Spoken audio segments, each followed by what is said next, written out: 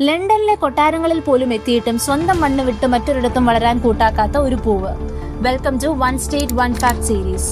മണിപ്പൂരിലെ ഷിരൂയി ഹിൽസിൽ മാത്രം വിരിയുന്ന ഈ പൂവ് ലോകത്തിന്റെ പല ഭാഗങ്ങളിലും വളർത്താൻ ശ്രമിച്ചെങ്കിലും പരാജയപ്പെട്ടു. ഈ മണ്ണിലെ ആ പ്രത്യേക സാഹചര്യം മാറിയാൽ ഷിരൂയി ലില്ലി കരിഞ്ഞു പോകും. 1946-ൽ ഫ്രാങ്ക് കിങ്ടൺ വാർഡ് ആണ് ഇതിനെ കണ്ടെത്തിയത്.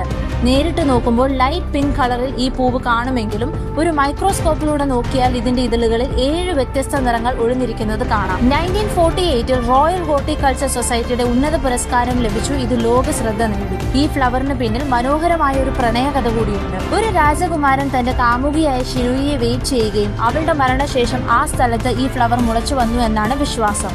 അതുകൊണ്ട് തന്നെ ഇത് നിത്യപ്രണയത്തിന്റെ പ്രതീകമായി കരുതപ്പെടുന്നു.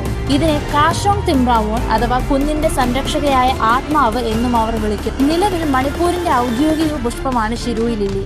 എങ്കിലും ക്ലൈമറ്റ് ചേഞ്ച് കാരണം വംശനാശ ഭീഷണി നേരിടുന്ന ഈ പൂവിനെ സംരക്ഷിക്കാനായി എല്ലാ വർഷവും മണിപ്പൂരിൽ ഷിരൂയി ലില്ലി ഫെസ്റ്റിവൽ സംഘടിപ്പിക്കാറുണ്ട്.